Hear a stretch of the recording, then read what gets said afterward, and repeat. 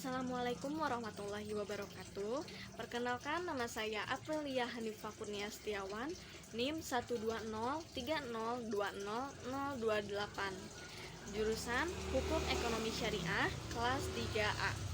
Di sini saya akan memaparkan sedikit materi mengenai pemikiran ekonomi Islam, yaitu Al-Makrizi.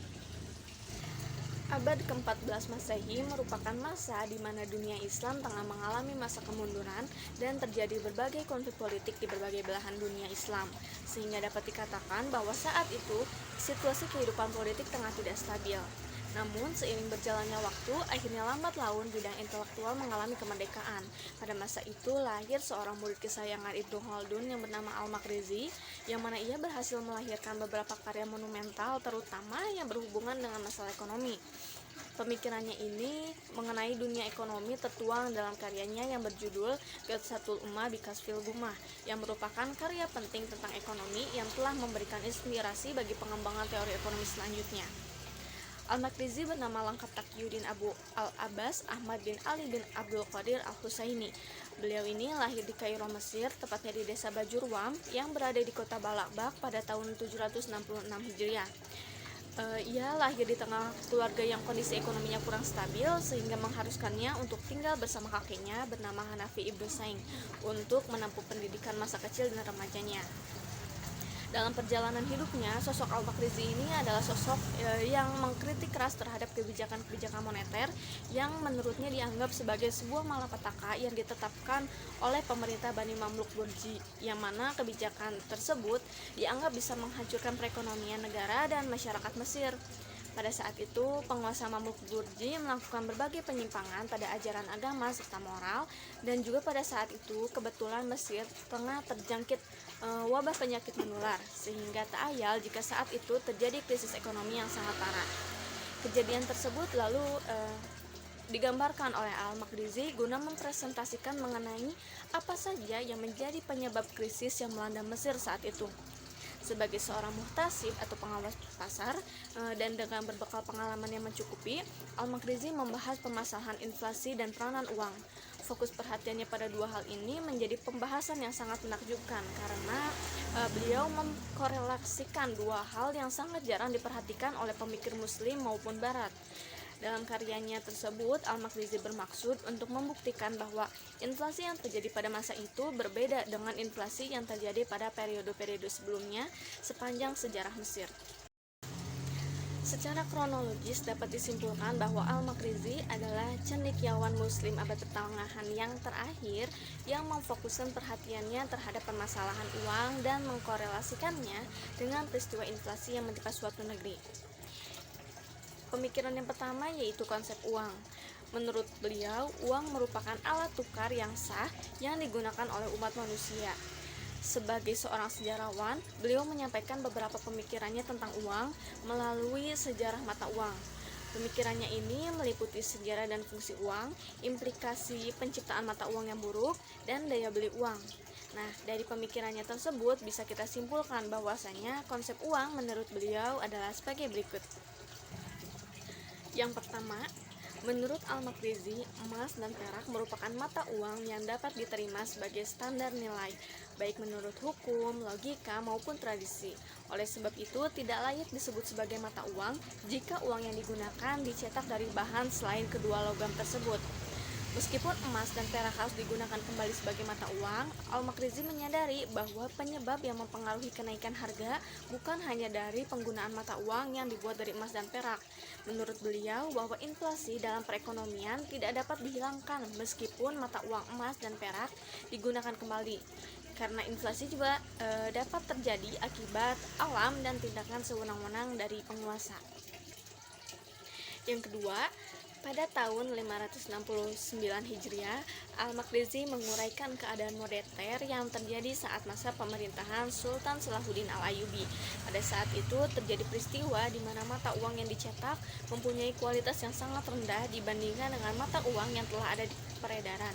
Hal ini dikarenakan adanya pengaruh pergantian penguasa dan dinasti yang mana mereka menerapkan kebijakan yang berbeda dalam pencetakan bentuk serta nilai dinar dan dirham, yang mana mengakibatkan tidak seimbangnya kehidupan ekonomi karena terganggunya produksi memproduksi sejumlah unit mata uang akibat menurunnya harga emas dan perak.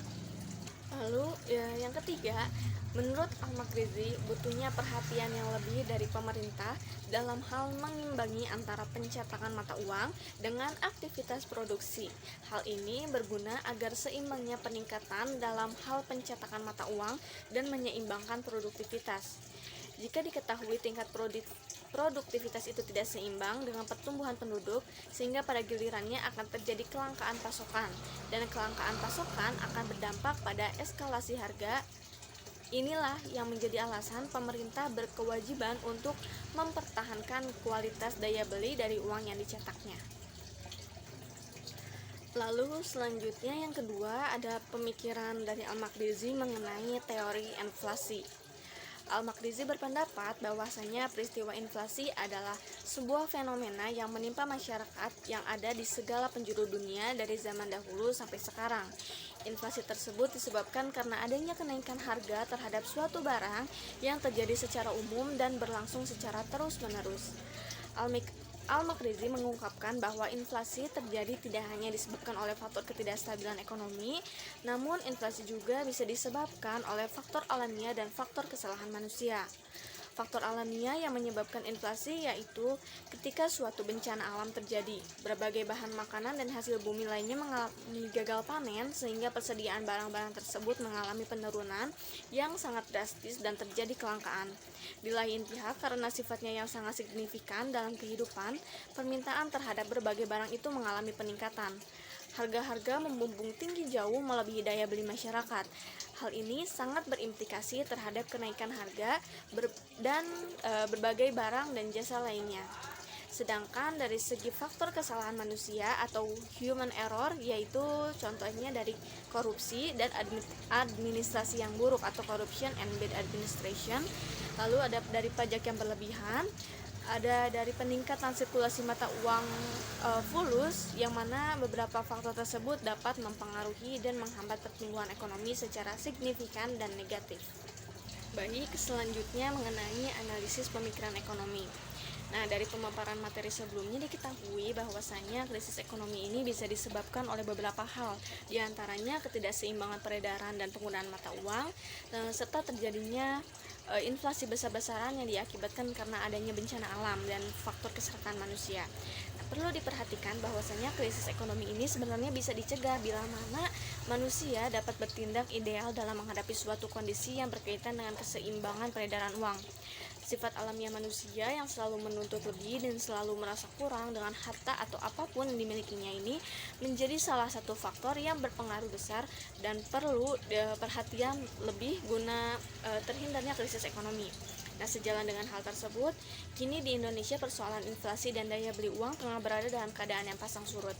Kondisi Indonesia yang tengah marak-maraknya dengan kasus korupsi, terjadinya bencana alam, dan kondisi limbungnya peredaran mata uang ini selaras dengan konsep pemikiran ekonomi Islam milik Al-Makrizi. Dapat dikatakan bahwa konsep ekonomi Al-Makrizi ini berhasil diterapkan di Indonesia dalam mengatur dan mengelola perekonomian sebuah negara. Adapun faktor lain yang melatar belakangi lahirnya pemikiran beliau ini pun sejalan dengan kondisi yang pernah dialami Indonesia, di mana krisis ekonomi pada masa Al-Makrizi ini diakibatkan dari timbulnya sifat keserakahan manusia sehingga berani menyalahgunakan kekuasaan dan menjadi pemicu digagasnya konsep ekonomi ini.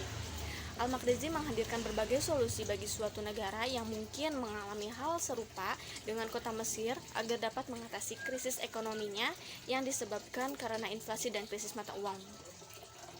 Di dalam bukunya yang berjudul Igesa al-Ummah Bikas fil Gummah, Al-Makrizi menawarkan solusi yang dinilai ampuh dalam menyembuhkan penyebab krisis, yaitu dengan cara tolong-menolong. Telah disebutkan bahwa inflasi ini bukan hanya terjadi karena masalah uang saja, melainkan inflasi juga dapat terjadi karena faktor alamiah alam dan karena kesalahan manusia. Untuk itu, cara mengatasi inflasi ini ialah dengan menghilangkan semua penyebab inflasi tersebut. Adapun contohnya, misalnya dari inflasi karena kesalahan manusia, yaitu korupsi. Nah, korupsi di sini bisa diatasi dengan mengupayakan pengkajian yang menyeluruh pada sistem penggajian. Selain itu, bisa juga dilakukan perhitungan kekayaan sebab orang yang melakukan korupsi biasanya jumlah kekayaannya itu bertambah dengan cepat. Nah, cara seperti ini pun telah dibuktikan oleh Khalifah Umar bin Khattab dan bagus untuk mencegah korupsi. Lalu ada contoh lain yang mengakibatkan inflasi, yaitu pajak yang berlebihan. Nah, penarikan pajak yang berlebihan di sini berguna untuk menutupi kerugian yang dialami pemerintah sebab terjadi penurunan pada pengeluaran devisa negara. Nah, mengapa sih hal itu terjadi?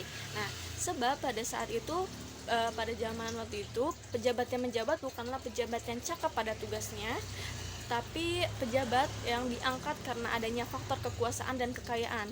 Untuk itu, Al-Makrizi memberikan solusi agar penarikan pada pajak tidak berlebihan, yaitu dengan cara menyeleksi atau memilih secara menyeluruh agar sesuai antara kecakapan yang dimiliki dengan tugas yang akan diemban.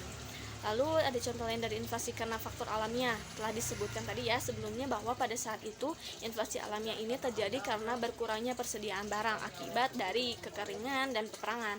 Untuk itu cara mengatasinya yaitu dengan memberikan sebagian harta yang dimilikinya pada korban yang terdampak. Nah, hal ini juga berguna untuk menghindari ketimpangan antara si kaya dan si miskin.